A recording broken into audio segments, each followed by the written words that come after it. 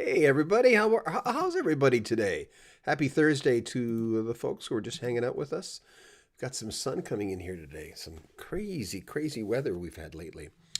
How's everybody doing? I'm just going to wait for some people to come on and we're going to go into it.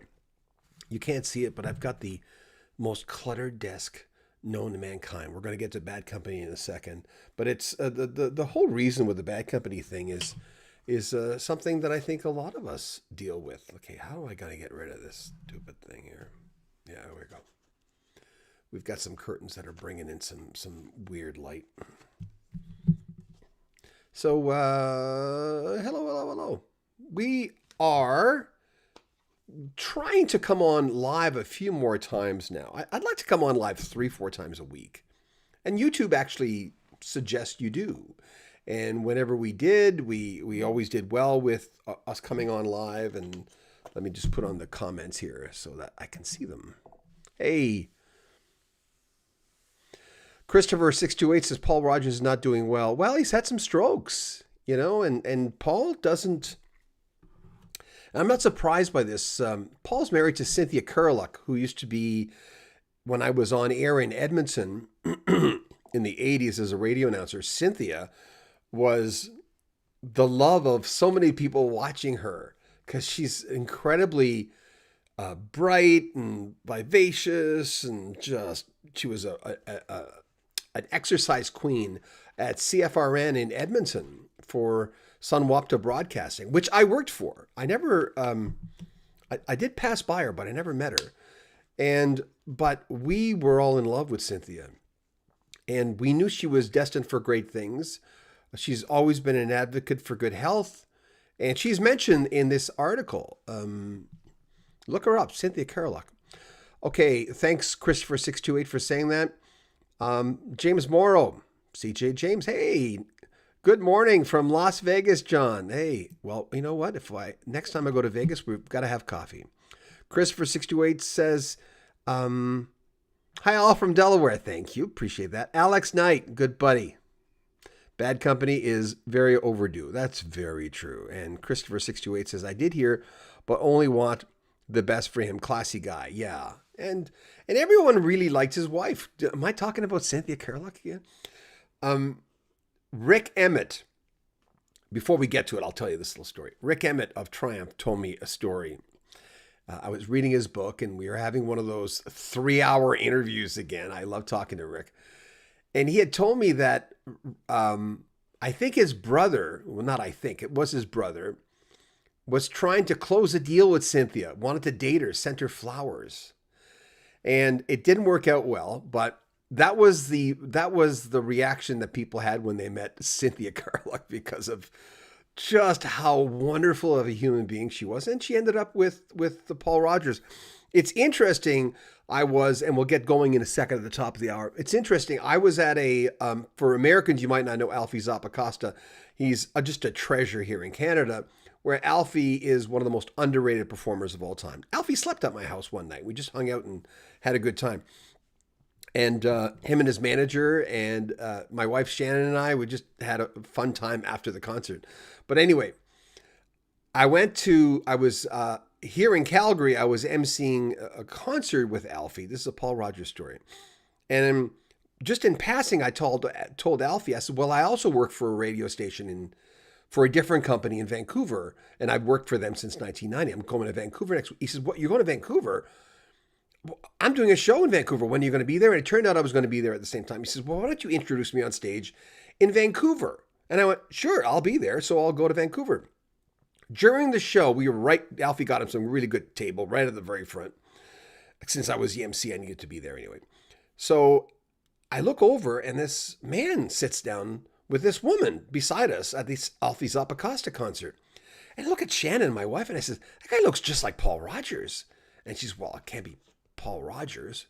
Isn't he in England or something? And I kept looking over, and I never paid any attention to his wife, which I'm sure at the time was Cynthia Kurluck. I think this was 2006. And at the end, I go home, say bye to Alfie. I see pictures on Alfie Zappacosta's Facebook page. It's Paul Rogers. I guess he's a fan of Alfie Zappacosta. So So I missed a chance of meeting Paul Rogers. That's a sad thing. We're going to get going in a second here. Hey, thanks everyone for coming on. James Morrow, CJ James. I had the opportunity to meet and talk briefly to Brian Howe in the early 90s. He was very nice, candid, and open. Miss him. Yeah, we did a thing on him, when that happened. So thanks for all the folks who have come on. I appreciate that. Telling you little stories. The Paul Rogers story is not unlike a lot of stories that people have. If anyone saw, what was it, the 50th, I forget, where Dan Aykroyd came on Saturday Night Live's anniversary show, and he was doing an old skit. And Dan Aykroyd, who hadn't been on live TV in a long time, was shaking like a leaf. He was nervous as hell. And I felt, and I wasn't the biggest Dan Aykroyd fan, but I really appreciated him. He's a legend. But seeing him shake, I felt so bad for him because I remember the first days of being in radio and being scared of being on the air, being scared of him seeing things. And when you're out of the habit of it, and I'll tell you a story that it was a very embarrassing story for me in radio, where I hadn't done it in a while, and I just basically made a fool of myself. So one of the reasons, and this is from Ultimate Classic Rock, if you want to see the article, it's in the description of this video. You'll see it. I have a link right to Ultimate Classic Rock. I didn't put the original link on for Rolling Stone, mainly because you have to pay to see things on Rolling Stone magazine now. So this is from Ultimate Classic Rock. Paul Rogers has shared an update in regards to whether Bad Company will perform at their upcoming Rock and Roll Hall of Fame induction. We may as well, he says. He recently told Rolling Stone magazine. We'll see how it goes. Rolling Stone followed up asking if Rogers even wants to perform. And he says, well, they want us to, and I may, he replied. I haven't decided what songs to sing. And he said he might do Rock and Roll Fantasy. Great song. He continues, I'm a little nervous. If we have to give a speech, I'll be honest, I'm not used to really making speeches of any nature, but I'll be okay. See, that people forget sometimes that rockers, if they haven't done it, and remember he had strokes, so he left the group, he left the world of touring, and he had to, and that's another thing. I mean, health. So he says, I don't know. I know that we've been approached to play a couple of songs. This is from Simon Kirk, their drummer. I don't know. I know we've been approached to play a couple of songs. He explained to Defenders of Faith. I don't know what that is. I've spoken with Paul. Paul's health, as you know, is not good, but I think I'm crossing my fingers we'll be able to play at least one song. I don't know what it is yet. I don't even know who's going to be inducting us yet. So, Paul goes on to say that he doesn't miss the road. And I can understand that. There's some people, John Lodge just passed away. And I know a lot of you saw either one or both of those interviews that I did with John Lodge. Second one, he was wearing the dark glasses, being a rock and roll star. And he said he just loves performing. Now, if that's for money, I don't know. If it's for purpose and money, I can understand that. I quote Steve Porcaro many times because Steve told me that one of the reasons that people tour is they don't want to lose their stuff. And I just talked to Steve a few weeks ago. I just talked to him on the phone like 4 or 5 days ago. Just, two guys talking. And touring's not for everyone after a while. And it's rigorous. You're on there. If you're the lead singer, if you're anybody in a band, think about the drummer. It's a difficult thing to do. So I can understand what he's talking about of not really wanting to do it anymore. When I was, I'll tell you the story. It's really embarrassing. When I was in radio in the beginning in '83, there's a Canadian band called Trooper. I'd met them when I was in high school, maybe 4 years earlier in Northeast New Brunswick, where I grew up. And it was a cool thing. I mean, I think Ray McGuire, their lead singer, was one of the first rock guys I ever met that was a legitimate rock star in Canada. So here I am. He comes and I interview him. I'm very, very nervous. And I'd lost that interview, and I'm glad because I wouldn't be able to listen to it. But anyway, Ray asked me, say, hey, do you want to introduce us tonight? I'm backstage with the band, the classic lineup of Trooper, those 5 guys. And Ray notices that I'm nervous. And he comes up to me and he says, you okay? I said, yeah, I'm going to be okay. But he can tell I'm visibly incredibly nervous. And I think there's like 4,000 people in this arena. A lot of people for me. I've never done that kind of announcing before. So he comes up to me, and this was weird. He comes up to me and he said, how did you feel when you had to speak in school? And I went, oh my God, he's making it worse. He's making it worse. And I said, well, it was really hard for me. And he said, well, how did you feel? Did you do a good job? I said, no, never in school. Speaking in front of the class, I always made a fool of myself. I was so nervous, I was shaking. And he said, well, what happened when you went to sat down after you supposedly made a fool of yourself? I said, well, it was a weird thing. Every single time I felt like going back up now that I got that out of the way and doing a better job. And he waited for a second and he looked at me and he said, well, I look forward to you introducing us for a second time. Like he just brought that paradigm to he said, imagine you've screwed up and imagine, you go back up. The Dan Aykroyd story I told a while ago of him being really nervous after he hasn't been there. Paul Rogers not wanting to go on, his first instinct is probably, I'm not used to this. And he also mentioned there's going to be a lot of people watching all over the world. This is a huge thing. He's had strokes and his health is not good. And, presenting yourself, we've all done it. Presenting yourself in that way is not an easy task. It's a difficult thing. I emceed my son's wedding, my son Mark. And I had all this written down. I went, yeah, I'll MC your wedding, no problem. And I hadn't done it in probably 10 years. Never thought twice of it because I got really good at the emceeing thing. I became incredibly good at it because I had no choice. I've been in radio 41 years. So I went up there and I completely forgot my script. I was just lackadaisical up there. I wasn't funny. I didn't look overtly nervous, but I was nervous. And when you get out of it, so when Paul Rogers says that, people go, "Oh, come on, you've got it in your DNA." A few of my friends texted me a while ago about the story on Ultimate Classic Rock, and I went, "No, it's not always that easy. You can't just get back on the horse." I mean, I'm sure Paul Rogers will perform. I think he will, and I think he'll. If you don't have a lot to say, you just get on there and say, means a lot to me. I really appreciate it. Thank you so much. That's it. You don't have to give a long speech. Okay. Let's see some of your comments.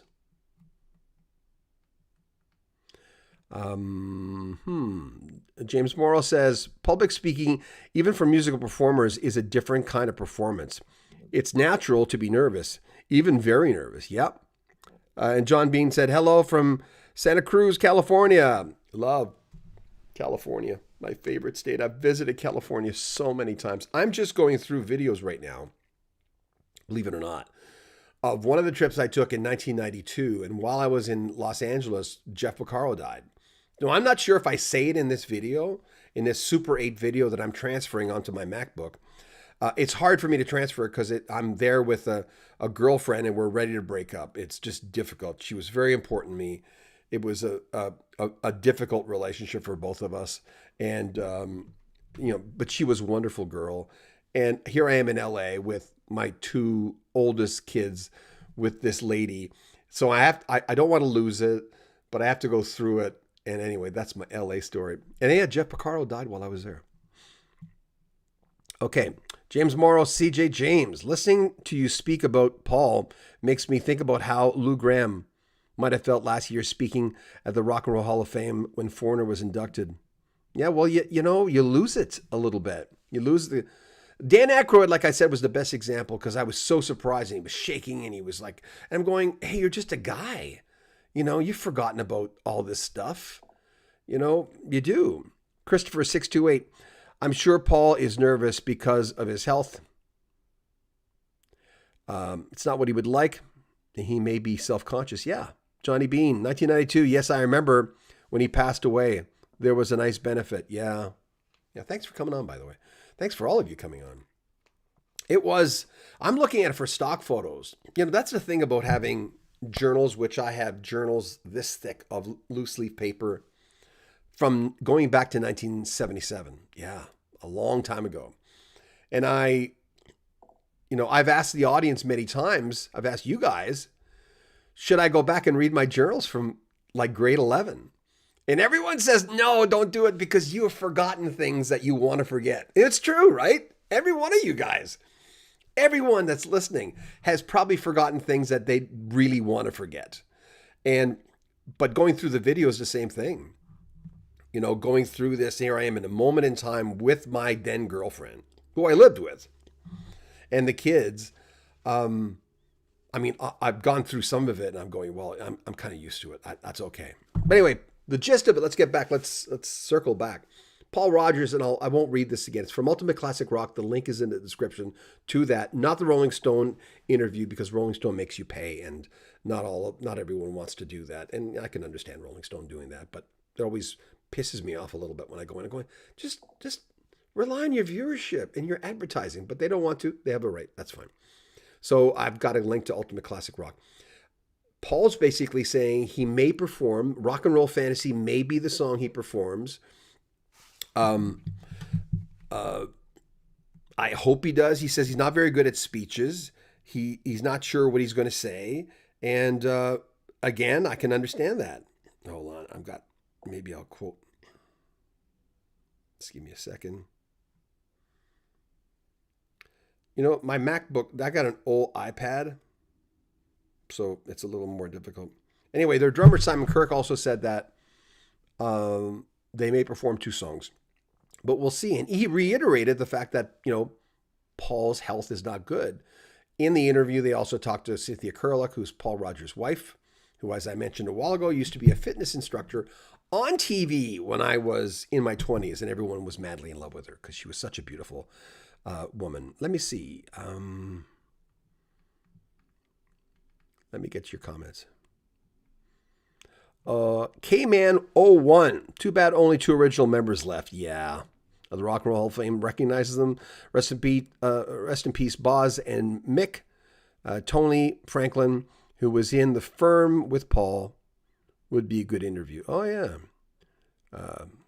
Johnny Bean, welcome. Ed Dana. Johnny Bean, what are you doing here? LOL. You guys know each other, obviously. Christopher 628, Bad Company is well overdue for the honor. So true. James Morrow, CJ James. 1977, the year Rumors came out. What a year that was. Yeah, I'm still friends with the girlfriend I had in 77. I'm still friends, Sue. And I'm not as well, but I'm quasi friends with the lady I dated in grade 12. We used to be close friends, but we kind of not as close anymore. But I'm friends with a lot of my ex-girlfriends. I don't know why that is. It's just I'm very close to my ex-wife. She's close to my current wife, Shannon. So it's weird. Johnny Bean, hey, Ed, what's going on, man? See, I told you. Bill Griffin, I hate public speaking, and I haven't had to do it very often, but I was apparently so entertaining when I did it. I never got dinged for not meeting the time requirement. Oh, look at that. Thanks, Bill. Ed Dana, Johnny Bean, just checking in these 2. Johnny Bean, I always hated public speaking, but I talk on a microphone myself for hours and hours, and I've gotten much easier, but I'm also a musician, so I play on stage, no problem. He says, right on. Ed, Fred Stryker says, the Hall is a joke and should be inducted Bad Company, and should have inducted Bad Company years ago. Or decades. Ed Dana, I got my degree in speech, also mech engineering. Johnny Bean, I ran into Tony Franklin at NAMM a show, and they were very cool dudes. We were going to go to NAMM this year. We decided not to because I just had to help our son buy a car. He's 21. He's on his 3rd car, and we were going to go to NAMM because he's a pretty popular drummer. On Instagram, and with only like, I forget how much followers he's got, 28,000. And that's not a lot on Instagram, but he's only gotten, I think, 30 videos up. And so he's grown. Chase B Drums is his channel. Ed Dana, does Paul Rodgers have a major health issue? Yes. He's had a few strokes. John Bean says, I ran into Tony Franklin one year at NAMM show, and he's very cool. Cool. That's the thing. We really wanted to go to NAMM this year. Oh, like it's good for our channel to go to NAMM, and it's really good for Chase to make connections because he's followed by a lot of the major drum companies, including Pearl, who he would love to be endorsed by. But, he's not holding his breath. But at the same time, when Chase was 8 years old, or might have been 10, uh, Neil Peart of Rush, who was obviously alive then, sent him through one of the guys at Anthem Records, concert use sticks. Sorry, I just had a brain fart there. Boing.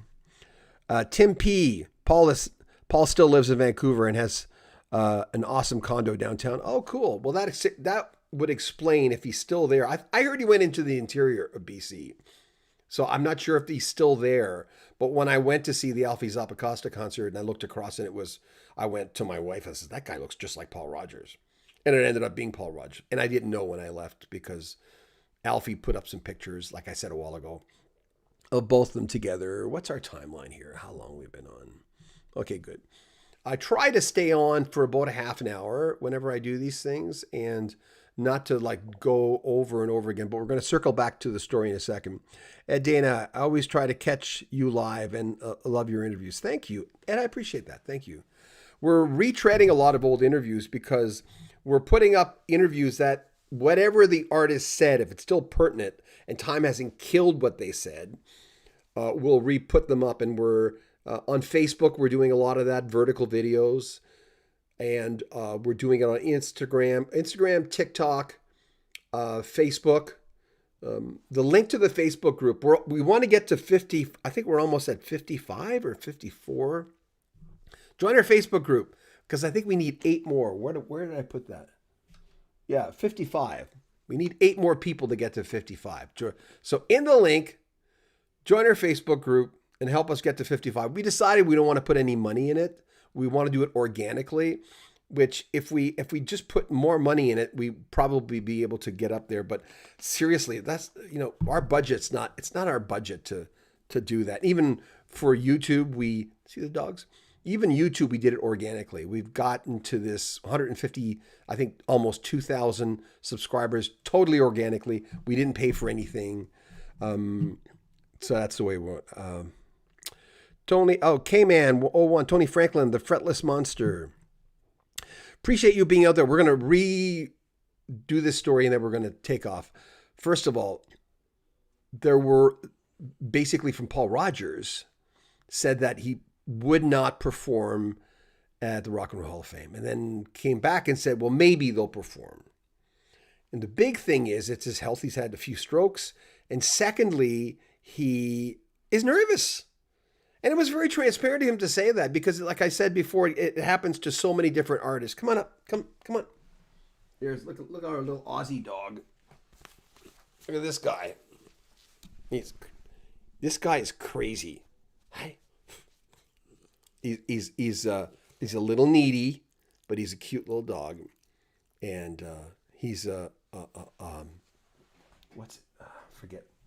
forget his exact breed, mix of breed. Aussie something, I forget. Anyway, he's a very needy dog, but we love him. But anyway, Paul Rogers, when I say but anyway, it means I'm trying to get my train of thought again. That's what happens when you're 65, right? Paul Rogers is a little nervous on doing it, and he's not sure about his health. He says if he does a song, it'll be Rock and Roll Fantasy. Simon Kirk got on there and basically said, well, they want us to do 2 songs. He reiterated what Paul Rogers had said about his health. And Paul Rogers also told Rolling Stone magazine he doesn't miss touring. It was kind of a rigorous thing to do. Some people get off on it. They love it. They love the adoration from the fans. That vibe, I can't imagine what that vibe is like. I remember once, remember Chris Bodie, the trumpet player who played with Sting for a long time? I did smooth jazz radio for a few years, and Chris was in town, and I interviewed him numerous times, so I felt very comfortable with him. He told me a lot of good Sting stories. So, and I've interviewed Chris, I think, I don't know, 5 times, I think. So anyway, he's backstage, and I say, hey, man, finally, nice to finally meet you in person. And he tells me, he says, hey, the girl who's opening up for me, it's her birthday. She's from Calgary. So I decided, this was in this old church. The girl who's open, I forget her name. And I have the entire crowd to sing happy birthday to her. And she had already said, don't do anything. And I'm going, screw that. I'm going to do something. So, and I remember that was invigorating to get the crowd to do that. And I think, I kind of get that, being able to do something like that. This is really cool. But that's the extent. I mean, I've emceed hundreds of shows, but they're not there to see you, radio guy. We know that all of them are saying, get the hell off stage, Mr. Radio Guy. I want to see my artist. Okay. So James Morrow, CJ Sames, John, I've been listening to you for years. Your knowledge, experience, and interview style has always been amazing. I can see why many artists have opened up to you over the decades. Oh, thank you so much. That's really nice of you. Thank you. How beautiful. And hi, puppy.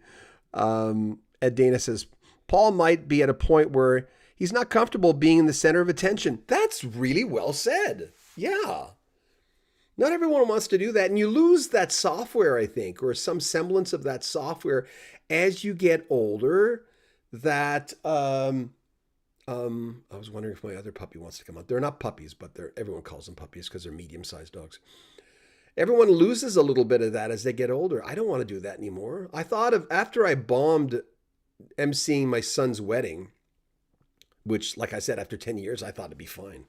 But I thought of joining Toastmasters, and my wife says, you used to be so good at this. You don't need to join. I said, I don't know. I'm out of practice. And then she looked at me and she said, Shannon says, when are you going to need this? Practically speaking. And I went, maybe not. But I didn't do it. But Ed Dana, yeah, you, or Dan, I'm not sure. You might be right about that. Not everyone wants to be a center of attention. A lot of artists go there and they feel uncomfortable. And as some people said, many folks that are rock and roll fans, real rock fans, do not like the fact that the Rock and Roll Hall of Fame has people who are not rock. When I put someone on here that's not rock, I'm about to put an interview on one of the guys who co-produced Sometimes When We Touch. Remember the Dan Hill song? It was a hit in the US as well, I do believe. And whenever I put something on like that, even Elton John sometimes does not do well on this channel. And everyone knows I'm a huge Elton John fan. I mean, Elton John was my man. He was the guy that I listened to the most before I got into Supertramp and Genesis. And, and back then I loved Neil Diamond. So whenever I post something from people who are a little bit more mainstream, middle of the road, because Elton John in the 80s was more, he was a rocker still, but he was also getting into that middle of the road stuff a little bit more. Neil Diamond really did it a lot. So whenever I put those guys on, they don't do as well, because the name of the channel is Rock History Music, right? But our interviews are not just with rockers. It's just a name that I came up with years ago. It used to be a 90-minute segment syndicated across the country, hosted by my friend Steve Burgess, who gave me all his interviews. So anyway, Ed Dana says, I don't know. I don't care who's in the Rock and Roll Hall of Fame. I care who's not in the hall. Well, that's well said. You're very poignant today. Yeah, that's true. There's a lot of, I wish Supertramp was there. Why isn't Toto in there? But there's tons of real heavy rock bands that should be in there. And it's an unfortunate thing. Okay, what timing? Okay, we got about a few more minutes. So I'll reiterate, Paul Rodgers first said he wouldn't perform because of, I think, nervousness, and he's admitted that now, and the fact that he's had a few strokes. And now he's saying he might perform, and he might perform Rock and Roll Fantasy. And Simon Kirk, the drummer, said that we may perform 2 songs, but we'll see how it goes with Paul, right? And that's perfectly fair. That's a lot to go through if you haven't done it in a while. Paul Rodgers told Rolling Stone magazine, where this story originated, that he doesn't miss touring. It was rigorous. He doesn't miss being away from home, away from his wife, Cynthia Kurluck, who, as I mentioned many times during this broadcast, everyone in Canada was madly in love with this woman because she was an exercise instructor, a yoga instructor, or I think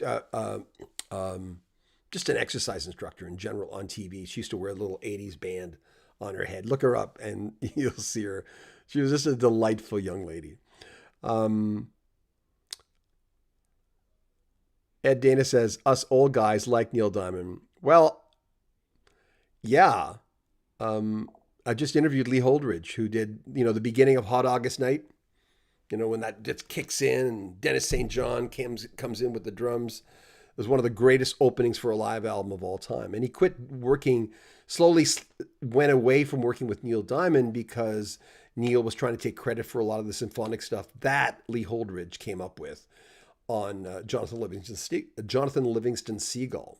So, and he also said that Neil would come in with kind of half-finished songs into the studio, whereas John Denver, and he worked with John right till the end, John Denver would come in, the songs would be like, they'd have like verse, chorus, bridge, everything would be ready. So Patrick Oldham says, wait, your son is married? No, he's not married.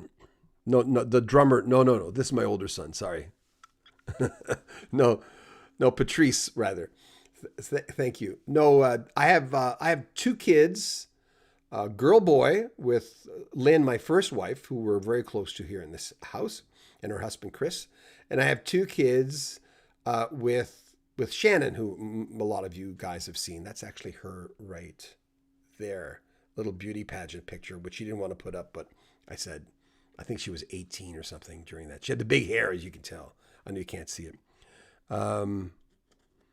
So yeah, it's a shame that the people get sick and people die by the time they get into the Rock and Roll Hall of Fame, which is my biggest gripe for these guys. I don't mind the R&B people. I don't mind anyone from Motown or I don't mind. I mean, music's music to me. I don't care, what it is. My thing is, by the time they get people in, Rick Davies just died of Supertramp. They're gone, right? And there's been a lot of legal problems with Supertramp. Will they ever get in? I think they should. Not only based on Breakfast in America, Crime of the Century.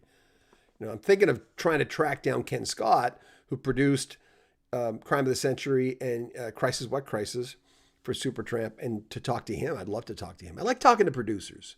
So there you go. So guys, I appreciate you being on here. 32 minutes. We're good. And I'll try to come on with breaking news stories more often and just to have a chance to kind of talk to you guys. But no, my younger son, who's 21, almost 22, and his drumming channel is Chase B Drums on Instagram. I think you'll like him. He's good. K-Man01 says, interesting that Bad Company was way more popular in the U.S. in their home country. There's a lot of bands like that. That it's an anomaly. We did a video on it on Rock History Book, our sister channel.